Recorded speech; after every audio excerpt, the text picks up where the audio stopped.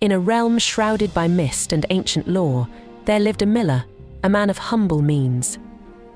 Upon his demise, his legacy was divided amongst his sons. The eldest inherited the mill, a cornerstone of their livelihood. The second, a donkey, a creature of burden and toil. And to the youngest, a mere cat, a creature often overlooked, a shadow in the corners of existence. Despair gnawed at the heart of the youngest son. A cat was his inheritance, a cruel jest of fate. Yet, in the depths of his despair, a voice emerged, a whisper of cunning carried on the purr of the feline. Master the cat meowed, its eyes gleaming with an uncanny intelligence. Despair not. With a bag and a pair of boots, I shall elevate you to heights undreamt of. A flicker of hope ignited within the young man. With nothing to lose, he provided the cat with its requested tools. And so began a tale of deception, courage, and destiny. The cat, now adorned with boots and a bag slung carelessly over its shoulder, disappeared into the morning mist. Hours later, it returned, the bag bulging with a creature of the wild. A rabbit, plump and terrified, thrashed within the confines of the cloth. With a dramatic flourish, the cat presented its catch to the king, claiming it a gift from its noble master, the Marquis of Carabas, a title as fictitious as the cat's newfound elegance.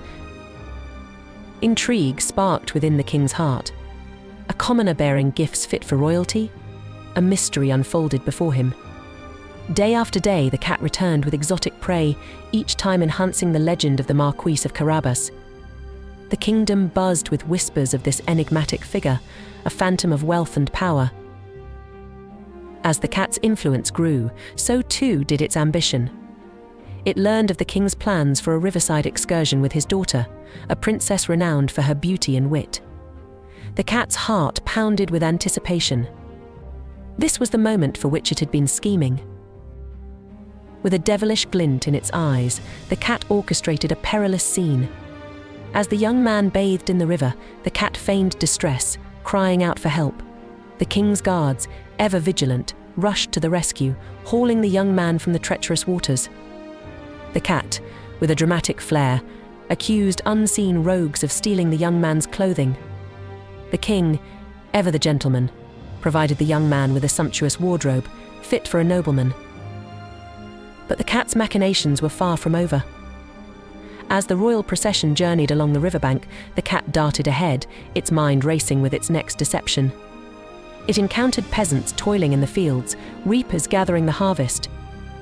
With swift persuasion, it convinced them to claim the land as belonging to the Marquis of Carabas. The king, astounded by the vastness of the Marquis's estate, was captivated. The young man, once a mere miller's son, was transformed into a landed aristocrat, a man of immense wealth and influence. Yet the greatest challenge lay ahead. A colossal castle stood on the horizon, the domain of a fearsome ogre, a creature of myth and terror.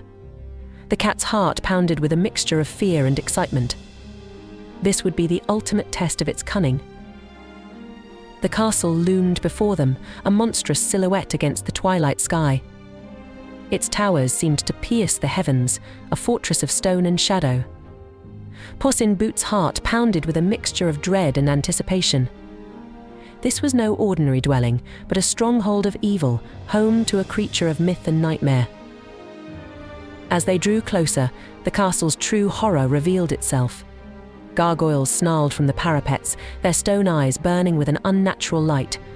A foul stench hung heavy in the air, a miasma of decay and corruption. The cat felt a shiver run down its spine, a premonition of the terrors that awaited them within. With a deep breath, Puss in Boots entered the castle gates. The interior was as grim as the exterior. Shadows danced in the torchlight, casting grotesque shapes on the walls. The air was thick with the sound of unseen creatures stirring in the darkness. The cat crept through the labyrinthine corridors, its senses on high alert. At every turn there was a new terror, a new threat. It faced monstrous spiders, giant rats, and shadowy creatures that seemed to emerge from the very fabric of the castle. Each encounter was a battle for survival, a test of the cat's courage and cunning. Finally, they reached the ogre's chamber. It was a cavernous room, filled with the stench of decay and the sound of heavy breathing. In the center of the room, a monstrous figure lay asleep, its body covered in thick, matted fur. Its eyes, when open, were said to be like pools of molten gold, capable of incinerating anything that dared to meet their gaze. Puss in Boots crept closer, its heart pounding in its chest. This was the moment of truth, the culmination of their audacious plan. With a deep breath, the cat leaped onto the ogre's chest, its claws extended. The ogre stirred, its eyes snapping open, two orbs of molten fury. In that instant, Puss in Boots sprang into action. With lightning speed, it dodged the ogre's swipe, its claws finding purchase in the creature's thick hide. The ogre roared in pain, its body thrashing violently. The cat clung on for dear life, its mind racing, searching for a weakness. And then it saw it, a small, vulnerable spot behind the ogre's ear. With a swift movement, Puss in Boots sank its claws into the flesh, and with a final, desperate effort, it pulled. The ogre let out a blood-curdling scream, its body convulsing before going limp. The cat had done it. It had defeated the ogre, the monstrous guardian of the castle. With a triumphant purr, Puss in Boots turned to face its master, who stood trembling at the doorway. The young man's eyes were wide with fear and admiration. He had witnessed the cat's courage, its cunning, its unwavering determination. The ogre's defeat was a turning point. The castle, once a symbol of terror, now stood as a testament to their victory. The young man, the once humble miller's son, was now the master of a vast estate, a ruler in his own right. And by his side stood Puss in Boots, the cat who had made it all possible.